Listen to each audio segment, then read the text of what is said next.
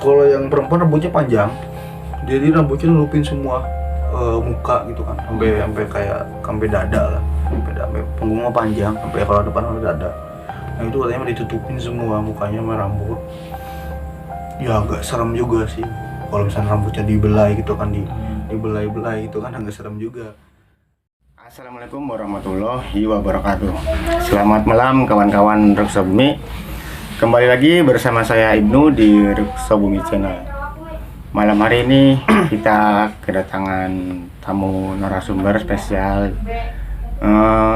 Namanya Mas Rizal, nanti kita perkenalkan. Dan saya mau ucapkan terima kasih buat teman-teman yang telah mensubscribe channel Reksa Bumi. Dan yang belum mensubscribe, silakan subscribe, like, comment, and share sebanyak-banyaknya. Tak lupa juga pencet tombol loncengnya supaya tidak ketinggalan video-video terbaru dari channel kami. Langsung saja kita perkenalkan narasumber kita. Apa kabar Bang Rizal? Alhamdulillah sehat, Mas Ibnu. Inilah Abang Rizal, silakan Bang. Ya, Kenalkan Bang. halo, nama saya Rizal. Halo semuanya, teman-teman Reksa Bumi Bang ya. Iya. Reksa Bumi. Kalau untuk pengalaman horor banyak sih Bang. Banyak. Cuman ya mungkin beberapa lah yang menarik aja ya, Oke, yang Bang. menarik aja. Sebelum kita mendengarkan cerita dari narasumber kita, saya ingatkan buat kawan-kawan, tutup pintu rapat-rapat, tutup jendela rapat-rapat. Barangkali ada yang ngintip dari luar. Jangan nonton sendirian.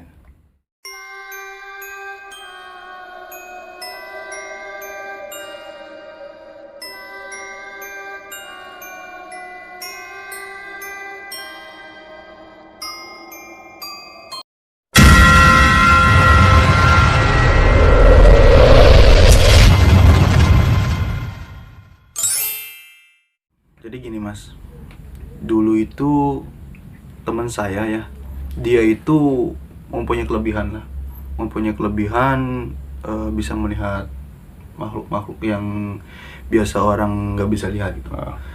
Ada teman saya, dia ngasih tantangan nih sama saya. Contohnya gini, Mas Ibnu, berani nggak naklukin rumah yang 5 tingkat? Maksudnya gimana? Jadi gini, rumah tingkat itu tidak ditempati oleh yang punya. Jadi diisi oleh sama benda-benda pusaka. Nah, benda-benda pusakanya apa aja? Saya bertanya kan sama teman saya. Ya, banyak benda-benda pusaka seperti kayak patung Buddha dan sebagainya. Wah, menarik juga kan? Akhirnya saya ngajak teman-teman yang lain nih. Gimana nih? Pada mau nggak kita bikin challenge untuk naklukin rumah 5 susun itu kan. Nah, akhirnya teman-teman ada yang jawab iya, ada yang jawab enggak. Karena posisinya yang jawab enggak itu dia udah tahu rumahnya seperti apa, terus seremnya seperti apa gitu. Nah, singkat cerita, akhirnya yang enggak ikut itu ajaklah dibujuklah sama kita nih yang iya gitu kan, yang siap. Akhirnya mau kita datang ke sana tuh, berangkat ke sana.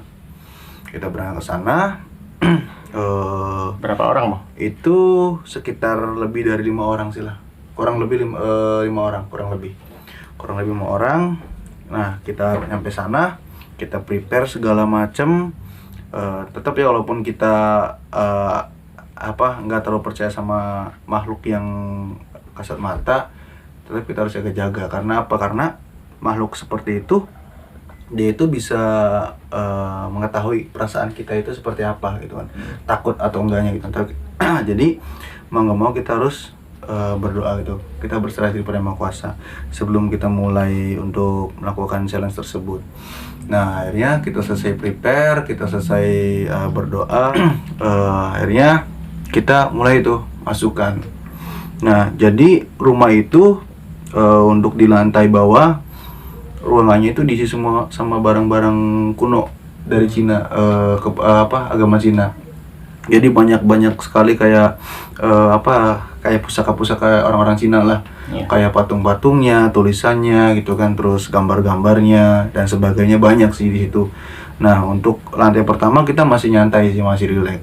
Masih nggak terlalu inilah karena kan posisinya kita masih dekat sama gerbang buat keluar kan. Jadi masih nggak terlalu ke bawah suasana lah gitu kan. Nah, dan di situ juga penerangannya pun nggak terang, itu gelap. Sengaja digelapin lah. Nggak tahu sengaja digelapin, nggak tahu emang karena emang nggak ada penerangan di situ. Tapi Bang, itu di pinggir rumahnya ada rumah-rumah lainnya Bang? Ada rumah-rumah lain, ada Berarti di rumah warga. tengah-tengah perkampungan gitu? Iya, tengah-tengah perkampungan. Jadi rumah itu nggak ada, jadi bangunannya kayu semua. Itu kayu semua. Nah, di situ tuh yaitu benda-benda pusaka itu. Nah, jadi ternyata kan kita masukkan lantai 1 itu kan, kita aman nih lantai 1, kita naik lantai 2 kan. Ya. Lantai 2 kalau nggak salah itu isinya kayak benda, kalau nggak salah mah itu dari agama Hindu deh kalau nggak salah mah ya. Kalau nggak salah ya, saya lupa, udah lama juga sih kan, udah lama 2 tahun yang lalu. Nah, itu saya masuk ke lantai 2. Di situ kita udah mulai tuh ke bawah suasana tuh, karena lantai 2 ruangannya kecil tapi bendanya banyak di situ. Terus ada beberapa benda sakral juga lah di situ kan. Nah, jadi teman saya tuh yang takut itu kan, yang nggak mau ikut awalnya, nggak sengaja nyentuh benda di situ, nggak sengaja. Nah, cuman di situ masih biasa lah, masih belum belum terlalu horor lah ya. Belum terlalu horor lah, masih ini gitu kan. Nah, naiklah ke lantai 3 lagi tuh kan, setelah lantai 2. Lantai 3 kita naik lantai 3 itu, di lantai 3 itu diisi sama benda-benda dari agama Buddha kalau nggak salah ya, Buddha. Soalnya ada kayak patung-patung biksu yang lagi gini. Itu beda-beda Bang. Lantai 1, 2, 3 itu beda-beda. Jadi rumah itu memang didesain ya sama orang yang punya itu emang seperti itu. Jadi tergantung beda agama gitu. Jadi lantai 1 iya. Cina, lantai 2 Hindu, lantai 3 Buddha, sampai lantai terakhir itu Islam, agama Islam itu masih benda-benda peninggalan agama Islam lah. Ya. Di situ kan. Nah, lantai 3 itu diisi sama itulah agama-agama Buddha lah, kayak patung-patung biksu kayak gitulah. Saya juga nggak terlalu paham sih, karena kan saya nggak terlalu paham sejarah juga kan. Nah, di situ kita di lantai 3 masih aman, masih inilah, masih nggak terlalu tegang. Naik lagi ke lantai 4. Lantai 4 di situ ada 2 sekatan tuh. Lantai 4 tuh. Lantai 4 kan di situ kan temanya kalau nggak salah agama Kristen ya. Sekarang agama Kristen itu kan ada 2 kan, ada Katolik sama Protestan kan. Nah, jadi di lantai 4 itu dibagi 2 kalau nggak salah ya. Soalnya saya udah lama juga sih. Nah, itu lantai 4 itu bagi 2, ada yang Protestan, ada yang Katolik. Nah, di situ juga ada benda-benda pusaka dari agama tersebut juga. Nah, akhirnya di situ tuh mulai hening lah, suasana udah mulai mencekam kan. Udah merinding ya. Udah parah, pokoknya parah. 1, nggak ada lampu. 2, benda-benda pusakanya banyak gitu kan. 3, posisi kayak bangunannya itu emang udah bener-bener kayak udah nggak layak pakai lah gitu kan. Udah lapuk. Udah rapuh karena posisi itu kayu gitu kan. 2, dia si bangunan itu udah lama nggak ditempatin sama orang punyanya. Otomatis kan yang saya tahu Mas ya, kalau rumah udah lama nggak ditempatin kan banyak lah penghuni-penghuni yang masuk, apalagi ditambah ada benda-benda sakral kayak gitu kan, benda-benda pusaka gitu kan. Tapi Abang masuk situ ada salah satu keluarga yang punya rumah apa enggak Bang? Ada. Tentunya ada. Kita masuk ke rumah situ nggak asal masuk aja. Apalagi kan rumah itu kan dikunci kan. Nah, otomatis kita izin juga sama yang punya rumahnya. Nah, di situ diwakilkan sama saudaranya. Nah, kebetulan saudaranya juga teman saya juga itu. Nah, di situ jadi lanjut Bang ya. Lanjut ke pas itu lantai 4. Nah, lantai 4 masih aman tuh, masih aman. Naik ke lantai 5. Di situ semua benda-benda itu benda-benda peninggalan agama Islam lah, tapi nggak semuanya, beberapa sih. Apa contoh-contohnya? Ya kayak tasbih gitu kan. terus apa sajadah haida kuno, kitab-kitab kuno, kayak Al-Quran yang udah lama gitu kan. Keris gitu nggak ada? Keris ada juga, keris juga ada. Ya banyak lah yang yang biasa orang-orang Islam sering digunakan ya, kayak buat apa ya, upacara-upacara zaman dulu gitu kan. Iya. Nah itu, nah pas setelah sampai lantai 5 kita istirahat di situ kan. Istirahat, kebetulan di lantai 5 tuh ada balkon. Nah ada balkon. Kita itu di situ ngambilin tangan ke bawah, maksudnya ngasih tahu kepada yang di bawah bahwa kita udah sampai, kita udah berhasil, kita orang udah sampai. Nah akhirnya di situ kita ngobrol santai dulu, istirahat dulu, karena kan posisinya capek kan, kita naik ke atas kan. Satu capek, kedua emang bener-bener tegang gitu kan, karena posisinya ya itulah, rumah itu udah bukan rumah lagi, udah mungkin bisa dibilang udah rumah hantu mungkin ya, kuburan benda pusaka. nah itu mungkin ya, lebih tepatnya situ. Nah terus kita turun kan, turun turun ke bawah tuh kan, turun pelan-pelan. Saya juga ngingetin ke teman, awas jangan sampai nyentuh benda-benda yang ada di sini, takutnya kan makhluk kayak gitu kan kadang kan suka menempatkan dirinya di benda-benda yang kecil gitu, benda-benda yang sekiranya itu kayak rawan gitu kan, misalnya kayak benda patung-patung kecil itu kan memang rawan gitu kan. Nah akhirnya kita turun ke bawah. Di situ juga kami juga nggak lupa sama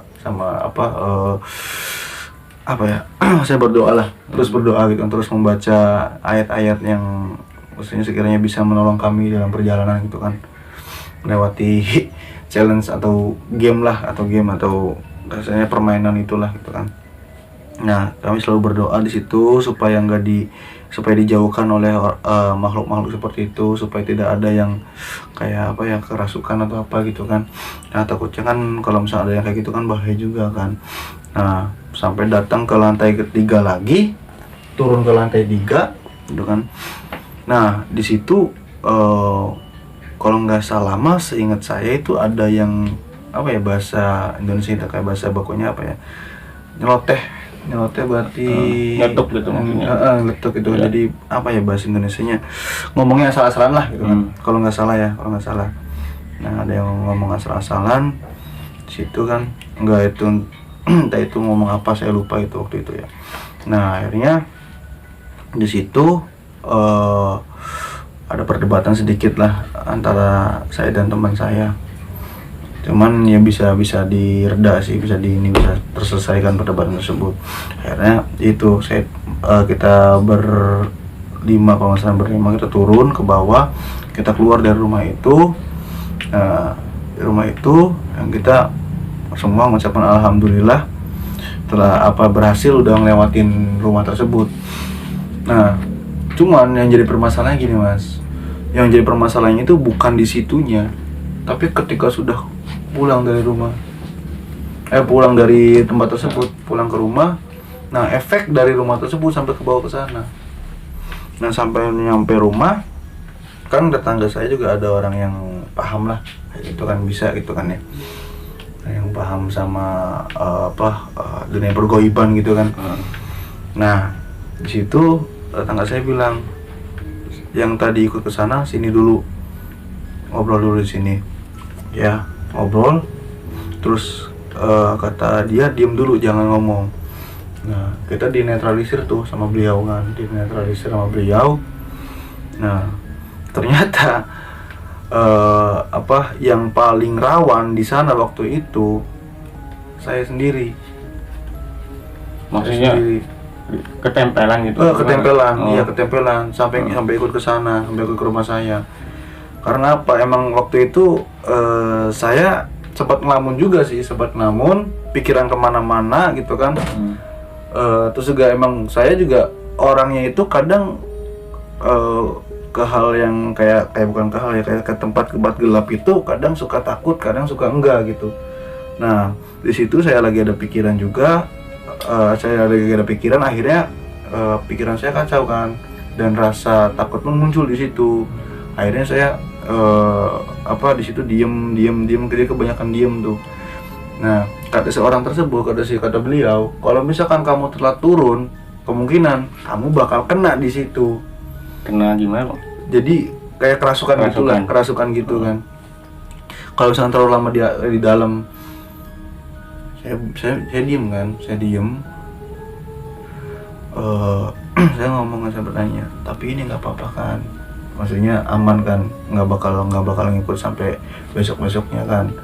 Ya kalau misalkan sekarang nggak diberesin, ada kemungkinan besok-besok pasti bakal ngikut. Nah dia nanya, kamu kenapa bisa sampai pikiran kosong kayak gitu? Ya satu kan, saya lagi ada masalah di luar kan. Kedua, apa ya, jadi emang itu rasa takut saya tuh kayak apa ya, rasa saya nggak bisa nahan lah. Emang bener-bener ngeri itu rumah, bener-bener ngeri, bener-bener serem banget lah. Kalau misalkan emang apa ya, kayak gimana jadi bahasanya ya, saya bingung sendiri ya nih. Jadi kalau ya apa pokoknya ini itu bener-bener serem banget rumahnya, gelap, nggak ada cahaya, kacau lah pokoknya malah. Ditambah ada benda-benda pusaka gitu kan. Maaf Bang, potong Bang. Waktu abang sama teman-teman ke rumah itu ada nggak lihat penampakan suatu apa makhluk-makhluk itu? Ada yang lihat nggak Bang? Waktu kesana saya nggak ngelihat makhluk sih, karena emang saya juga nggak bisa ngeliat juga. Tapi kalau saya bisa merasakan, di situ ada kejanggalan sedikit sih sebenarnya. Jadi ada batu, entah itu batu apa.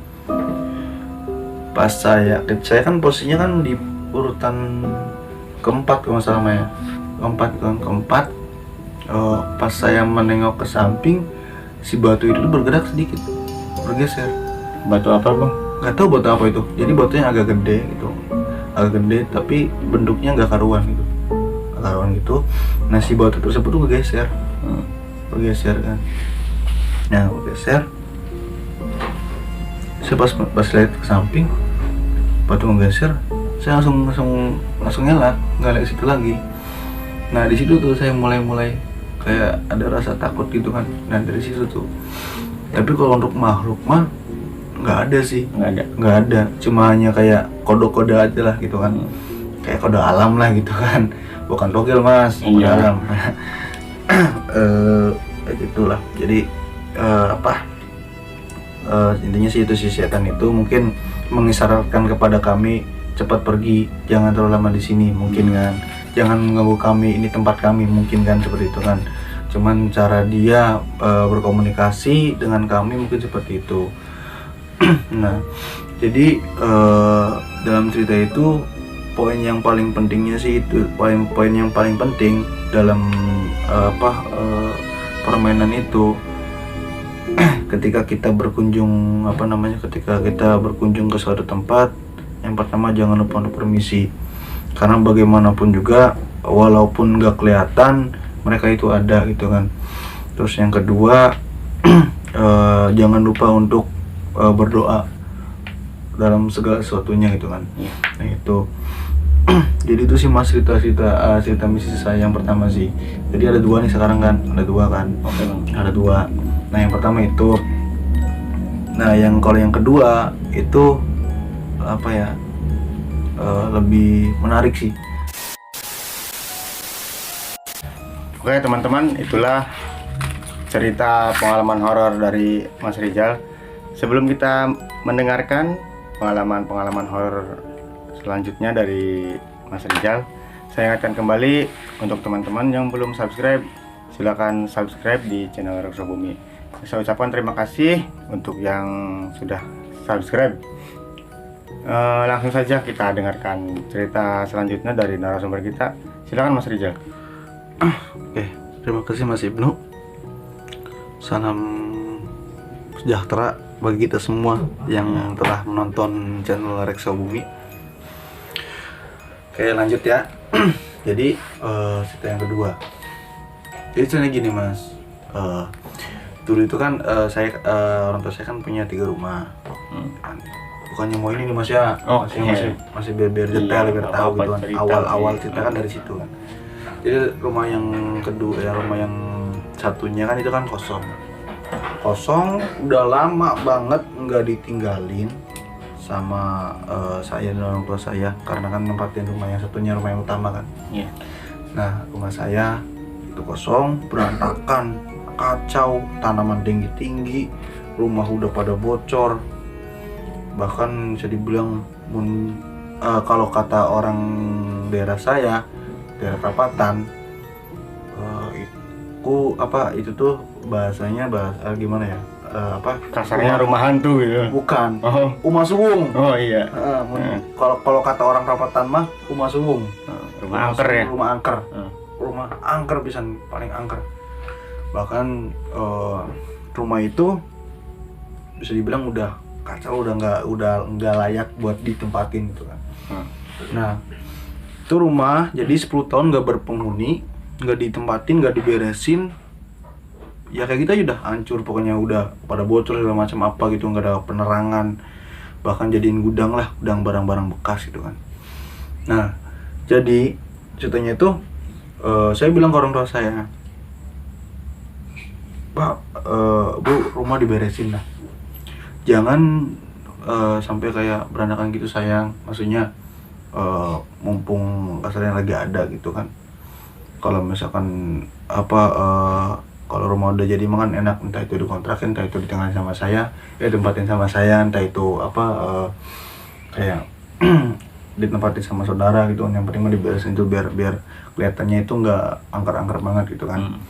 Nah, akhirnya diberesin sama saya itu, Mas. Awalnya siapa sama saya diberesin, maksudnya yang penting mah asal ini aja rapi lah, jangan sampai berantakan gitu kan. Tanaman-tanaman saya dipotongin, dicabutin, kusen-kusen yang bekas rumah yang ditempatin kan disimpan di situ kan ya, dipindahin ke gudang, diberesin, udah beres semua itu kan, udah beres semua. Listrik jadi dibenerin lagi, karena kan listrik kan nggak ada tadinya kan. Diberesin lagi. Terus teras rumah itu plafon atau apa itu ya bahasanya, Atasnya tuh kanopi gitu yang depan. Iya. Yang depan halaman tuh, yang teras rumah lah, atasnya itu kan atap teras rumah diberesin lagi. Itu kan udah parah, udah jebol gitu kan, udah bocor gitu kan, udah nggak bisa diperbaikin lagi. Emang harus dibongkar dulu baru bisa diperbaikin kan. Saya udah nggak bisa perbaikin yang dengan keadaan yang ada gitu kan. Jadi dibongkar semua bagian depan, diganti sama baja ringan kan. Diganti diberesin sama saya tuh, disapu, di apa gitu kan. Nah, nggak taunya orang tua saya awalnya mah nggak terlalu ngerespon kalau rumah itu mau direnovasi kan. Cuman mungkin karena lihat perjuangan saya beresin rumah itu kan, akhirnya itu udahlah total aja diberesin semua. Maksudnya yang masih bisa dipakai ya dipakai lagi, yang nggak bisa dipakai diganti. Akhirnya beresin semua, plafon diganti semua. Dan alhamdulillah sekarang rumah udah rapi, udah beres, udah bisa ditempatin. Kan ya bisa dibilang 190 derajat lah dari sebelumnya. Nah, jadi ceritanya gini, Mas. Pas barang-barang udah keluar itu, saya kan kebetulan tetangga saya itu kan ada yang bisa juga, ada yang bisa lah, yang paham. Nah, kita itu lagi ngobrol di depan lah, kan emang rumah saya kan jadi wadah gitu kan, wadah buat anak-anak muda buat nongkrong. Pengen lagi pengen bikin kreatif, kegiatan yang kreatif, ngumpul di situ. Oh, jadi base camp gitu. Iya, base camp lah gitu kan, jadi base camp. Ngumpul lah di halaman kan cukup luas, kita ngobrol. Dari situ datanglah tetangga saya yang bisa melihat gitu kan. Nah, kita sharing di situ, ngobrol soal itu percintaan, ngobrol soal kegiatan, ngobrol soal apa aja lah yang tentang anak muda gitu kan. Nah, singkat cerita, si tetangga saya itu bilang, "Cal, ini tuh rumah ada berpenghuni." Wah, yang bener kan, saya kan nggak tahu kan, nggak bisa melihat kan. Wah, yang bener ada aja, pantesan aja waktu itu ada yang bilang, Mbak, abang gitu kan, ada yang bilang pernah lihat sosok tinggi hitam mata merah di belakang. Nah itu yang di belakang emang itu bener, yang ngejaganya itu. Cuman dia kalau misalkan kitanya berani masuk ke situ, dia takut, dia bersembunyi di WC. Jadi dulu itu kan rumah saya kan kayak dari rumah bagian depan, bagian belakang itu kan terpisah gitu, maksudnya terbuka, ada kayak angin tempat terbuka outdoor gitu kan, sampai outdoor gitu kan. Bagian belakangnya nggak ada atapnya gitu. Iya, jadi nggak nempel ke bagian depan lah gitu, kepotong gitu ada space ya. Iya, space lah kayak buat kayak apa, udara masuk gitu kan, kebuka gitu, ke matahari masuk, sinar matahari masuk. Nah jadi WC-nya juga posisinya outdoor, jadi nggak ada tutupnya. Ya, mungkin karena emang rumah zaman dulu mungkin kan ya, rumah tahun 2000-an kan, zaman dulu kan bikin rumah itu yang penting jadi rumah gitu kan. Namanya orang kampung mas kan ya, orang kampung kan gitu, yang penting jadi rumah, bisa ditempatin gitu kan. Nah jadi ada kamar mandi dua sebenarnya, ada dua di belakang, satu yang tertutup, satu yang kebuka satu. Nah di kamar mandi yang kebuka nih tempatnya di situ. Jadi di kamar mandi itu tumbuh pohon. Kalau bahasa Indonesia apa yang tutup pohon apa? Kalau orang perapatan bisa bilang pohon pace. Pace. Pohon pace. Jadi yang apa, buahnya ketika jatuh berantakan bau itu kan. Nah pohon itu jadi kayak semacam kayak ada kayak apa, kayak nanas gitulah ya tutulnya. Nah jadi si makhluk tersebut tuh tempatnya di situ, bersembunyinya tuh. Ketika kalau misalnya ada orang yang berani masuk situ, dia lari ke belakang situ. Nah pengalaman yang paling berkesan di cerita mistis ini, jadi pas malam-malam, pas waktu sharing itu, si tetangga saya bilang, "Ayo, kamu mau lihat nggak?" "Enggak lah, takutnya nanti saya kebawa gitu." Maksudnya kebawa sama dia, bukan kebawa berarti jiwa saya kebawa sana, enggak ya, maksudnya dia masuk ke tubuh saya gitu kan. "Enggak lah, nanti aja Pak, ntar aja gampang." "Udah ayo, nggak apa-apa, sama saya dijagain." Ya udah ayo, karena rasa penasaran tinggi kan. Kebetulan saya juga emang selama ini kalau ngelihat tuh cuma sekilas doang, nggak sampai kayak natap langsung gitu kan. Nah di situ kan saya wadah kan, di wadah buat kayak ke arah apa, bikin konten-konten gitu juga, sama kayak masnya juga kan bikin konten. Otomatis ada kamera, ada lighting kan. Nah jadi saya ke situ bawa lighting, bawa kamera. Jadi saya itu mancing, pengen tahu tuh sosok itu, pengen direkam lah, pengen kerekam lah, sosok tersebut pengen kerekam. Nah akhirnya saya bawa lighting belakang, saya bawa kamera. Nah saya tinggalin di situ tuh kamera sama lightingnya, tinggalin. Nah tinggalin di situ, tapi nggak ditinggalin saya keluar ya, maksudnya nggak keluar ya, saya di dalam rumah juga, cuman di situ agak di depan lah, agak ke depan lah sama anak-anak. Nah tiba-tiba si kamera tuh jatuh, nggak ada angin, nggak ada apa, terus padahal udah pakai tripod juga, udah pakai dudukan kamera lah, jatuh. Kaget kan, karena bosnya lagi ngobrol juga di ruang tengah kan, lagi nggak fokus ke sana, kan jatuh. Wah, ada apa nih gitu kan. Nah si bapak pun ngobrol sama ini, dia nggak suka kalau direkam-rekam. Bapak cerita kepada kami kan, dia nggak suka kalau direkam-rekam, kalau direkam-rekam nggak suka dia. Oh ya udah kalau gitu mah jangan pakai kamera, simpan gambar sama lightingnya, simpan. Nah dengan cerita si bapak pun ngobrol lagi sama si ceweknya. Terus si bapak setelah selesai berkomunikasi dengan makhluk tersebut, ke depan ngobrol sama kita. Nah ada si makhluk tersebut, perantaranya si bapak bilang dia nggak bakal ganggu, dia nggak bakal macam-macam, cuman dia butuh tempat untuk tinggal di situ. Cuman ya nggak bisa Pak, maksudnya ini rumah mau ditempatin kan, coba komunikasi lagi. Kalau bisa pindahlah, jangan di sini gitu kan. Ini juga kan bukan hak dia gitu kan. Lagian juga masih setan mau nempatin rumah gitu kan, masih mau kayak menjadi manusia nempatin rumah, nyuci piring apa kan, nggak mungkin kan. Nah nggak mungkin kan. Coba bapak bilang kalau bisa pindah jangan di sini. Ngobrol lagi si bapaknya kan, Akhirnya pas itu setannya nggak mau pindah, akhirnya dipaksa buat pindah, paksa diambil lah sama si bapak. Nggak tahu dia pakai mantra apa gitu, nggak tahu, nggak ngerti, saya nggak paham. Ambil sama bapak, dipindahin tuh kan. Yang kacaunya lagi, dipindahin ke rumah yang lagi ditempatin sama orang. Itu kacaunya parah. Oh, dipindahinnya berarti ke rumah orang. Iya, pindahnya ke rumah orang. Bukan ke laut, ke bukan hutan, ke hutan, bukan kayak ke alam terbuka gitu kan. Ya. Nah, dipindahinnya tuh ke rumah orang. Kacaunya di situ tuh. Kayak juga, Pak. Jangan bilang kata si bapak. Iya pak, nggak apa-apa, aman, tenang. Tapi ini nggak bakal kenapa-napa kan? Enggak, tenang, aman. Ini rumah juga nggak berpenghuni, udah. Nah, setelah itu yang dipindahin, ternyata masih ada satu lagi perempuan tua orangnya. Orangnya apa, makhluknya tua, umurnya udah tua lah gitu. Nah, si itu Bob, gimana rupanya tuh? Yang mana? Perempuan itu? Kalau yang perempuan rambutnya panjang, jadi rambutnya nutupin semua muka gitu kan, sampai kayak sampai dada lah, sampai punggungnya panjang, sampai kalau depan ada dada. Nah itu katanya ditutupin semua mukanya sama rambut. Ya agak serem juga sih, kalau misalnya rambutnya dibelai gitu kan, dibelai-belai itu kan agak serem juga.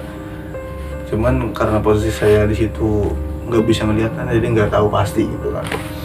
Cuman di situ si bapak nawarin sama saya, mas, mau megang nggak? Megang apaan pak? Megang itu apaan pak? Ya itu apaan? Setan. Oh iya, mau pak. Sambil gugup kan, mau pak. Padahal nggak berani, saya nggak berani itu kan, nggak berani. Cuman karena penasaran saya tinggi kan, akhirnya saya coba beraniin lah. Nah di situ si bapak bilang, jangan pikiran, jangan kosong. Terus juga dalam hati kamu baca surat-surat pendek. Surat pendek apaan pak? Kan banyak surat pendek tuh. Apa harus semuanya bacanya? Enggak lah, satu aja, Al-Ikhlas aja. Ya udah, oke. Sebelum si setan itu dipindahin ke tangan saya, saya baca Al-Ikhlas terlebih dahulu kan, baca Al-Ikhlas. Saya baca Al-Ikhlas, terus si bapak menangkap setan tersebut, makhluk tersebut. Terus tangan saya udah ngebuka, pindahin tangan saya. Pindahin tangan saya. Tangan saya, hati saya nggak kosong. Awalnya gini mas, saya nggak berasa apa-apa, biasa aja. Cuman mungkin karena setannya kepanasan mungkin ya, ada di dalam tangan saya. Pasti tangan saya kan ngegem kan, nggak ada udara gitu kan. Ya udah, mungkin kepanasan kan, uring-uringan kan. Akhirnya dia berontak tuh, pengen keluar dari genggaman saya. Cuman nggak bisa kenapa? Karena saya itu dalam hati sambil baca juga, sambil melantunkan ayat-ayat pendek. Nah tiba-tiba tangan saya yang tadinya diam gemeteran bukan karena takut, jadi melawan dia gitu kan, yang berontak pengen keluar. Nah sampai pada akhirnya tangan saya turun ke bawah, udah nggak kuat lagi, saya bilang Allahu Akbar, terus lepas balik lagi ke kamar itu. Nah si bapak bilang, udah pergi, jangan di sini, ini bukan tempat kamu, ini tempatnya dia mau nempatin rumah ini mau diberesin. Orang saya duluan yang nempatin rumah ini, kata makhluk itunya. Terus ada bapaknya, kamu kapan bayarin rumah ininya? Iya. Kapan ngukur tanahnya kapan? Saya emang nggak harus ngukur tanah, nggak harus bayar dengan pakai uang, tinggal tempatin aja. Ini udah jadi milik saya. Wah, nggak bisa kayak gitu. Mau saya dengan cara halus-halus, apa mau pakai kerasan? So aja kalau berani, nantang kan dia kan, si makhluk itu nantang. Ya hari bapak kan, ya, karena mungkin emang dia udah biasa kan ya menghadapin makhluk tersebut. Dia nggak tahu baca ayat apa, karena kan dalam hati baca ayatnya kan. Dalam hati sambil ya kayak gitulah, kayak nari bukan nari ya, kayak Gerakan-gerakan. yang biasa sering orang-orang kayak apa yang bisa gerakin gitu kan, kalau pengen datangin sesuatu, ngusir Praktisi. iya gitu, kayak praktisi paranormal gitulah. Orang-orang bisa gitu kan yang pengen datangin ataupun pengen undang ataupun pengen ngeluarin dari tubuh seseorang itu kan. Nah, dia mulai itu tangannya mulai gini, nah terus ditangkap sama si bapak, dibawa keluar lah, ayo bawa keluar. Nah sebelum dipindahin tuh ke anak-anak dulu, sok ada yang mau megang nggak nih setan? Nggak ada pak, saya takut. Udah nggak apa-apa, saya takut. Nah situ ada satu orang tuh yang penasaran juga sama kayak saya, namanya si Hendra. Mas Ibnu pasti kenal kan, si Hendra. Penasaran, dia buka tangannya, pas diginiin, pas menutup, karena mungkin dia nggak membaca ayat pendek kan, kabur si setan tuh, balik lagi ke situ. Oh berarti lepas. Nggak sempat gini. Gitu. Mana kata, pas genggam mana? Ini tangan saya nggak terasa apa-apa. Wah ini nggak beres ini. Kamu tadi baca ayat ini nggak? Enggak, saya nggak baca, panasan aja. Udah lepas ke kandangnya. Udah gimana? Udah tangkap lagi, dibawa keluar, langsung dibawa pergi, masukin lagi rumah warga. Yang tadi lagi Enggak, beda agak jauh, bukan daerah perapatan sih, dari luar, bukan daerah sini, daerah luar lah. Masukin, bro, aman nggak? Aman, tenang. Yakin nggak? Yakin. Saya tanggung jawab, harus bapaknya. Ya udah kalau gitu mah yuk pergi pak, pergi. Nah akhirnya tuh rumah aman kan, steril kan, nggak ada ini. Dan rumah tuh dibangun, terus dibikin lah kan di situ kan bukan dibikin ya, jadi itu kan ada sumur tua gitu kan di belakang. Nah sumur tuh ditutup permanen. Nah permanen, nggak taunya masih ada lagi 2 lagi. penghuni sumur. Iya, penghuni sumur masih ada lagi tuh was di dalam sumur itu. Intinya dia minta tolong, pengen keluar dari situ. Akhirnya sama si bapak dibantu buat keluar. Nah, keluarlah si makhluk tersebut keluar. Terus nggak tahu sekarang kalau makhluk itu pergi sendiri. Dia paham, maksudnya dia mungkin makhluk juga punya inilah gitu, punya sopan santun gitu kan, punya rasa tahu diri gitu kan. Mungkin ini bukan tempat saya gitu kan. Akhirnya dia pergi dengan sendirinya, pergi gitu kemana.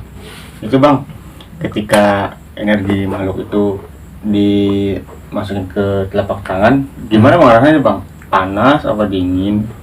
Kalau rasa panas dingin mah enggak sih ya, karena emang saya nggak lagi sakit juga sih mas. Kalau rasa mah panas mah enggak, dingin juga enggak. Yang saya rasain itu berat. Jadi kayak lagi ngangkat barbel yang beratnya itu sampai 30 kilo. Nah, kayak lagi fitness aja ya. Tarik lagi ke atas, bawa lagi, tarik lagi ke atas, bawa lagi. Nah, jadi si setan itu pengen berontak, itu pengen keluar susah. Karena apa? Kunci sama saya kan baca surat pendek ya. Dengan surat pendek itu dia kekunci di situ. Cuman karena sayanya udah nggak kuat nahan bebannya dia, ya itu saya lepasin. Jadi rasanya itulah berat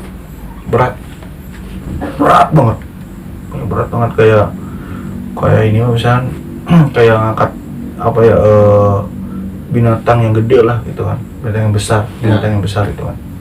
Ya kayak itu, kayak barbel itu yang berat 30 kilo gitu. Kayak ngangkat gas LPG lah gitu kan.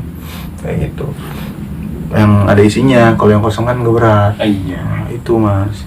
Nah, jadi itu berat banget rasanya tuh. Kalau rasa panas mah enggak sih, dingin juga enggak. Biasa-biasa aja, cuman di beratnya itu, kerasnya di beratnya itu. Nah, jadi itu mas cerita apa misis saya yang kedua, cerita apa ya, maksudnya horor lah gitu kan, horor. Berarti sekarang itu rumah udah aman lah ya? Udah aman. Cuman ya dulu emang kalau saya sering kayak ke masjid itu kan, waktu SD kan rumah itu masih angker tuh. Saya dulu kalau misalnya ke masjid Itu kan gang situ kan banyak tuh, jalan itu kan banyak rumah-rumah kosong kan. Ya itu dulu saya paling takut di situ, paling takut di rumah sendiri. Di rumah sendiri paling takut, karena emang suasananya udah satu gelap, sebelah kanan ada pohon bambu kuning kan, ditambah rumahnya juga sama kosong juga gitu kan, terus rumah saya berantakan, ditambah ada pohon-pohon yang tinggi di situ kan. Sekarang ditinggalin sama siapa bang rumah itu? Sekarang sama saya sih Bang. Oh, sendirian? Saya sendirian. Apa udah married? Belum. Oh belum, masih bujangan ya. Masih bujangan, masih single parent. Oh. Jadi itu. Terima kasih Bang Rizal ceritanya. Sama-sama. Semoga dijauhkan dari hal-hal yang serem-serem bang ya. Oke kawan-kawan, itulah tadi cerita dari narasumber kita Abang Rizal. Ambil saja sisi positifnya dari cerita Bang Rizal dan buang sisi negatifnya. Tak lupa juga saya ingatkan kembali buat teman-teman Raksa Bumi, bagi yang belum subscribe silahkan subscribe, dan saya ucapkan terima kasih untuk yang telah subscribe.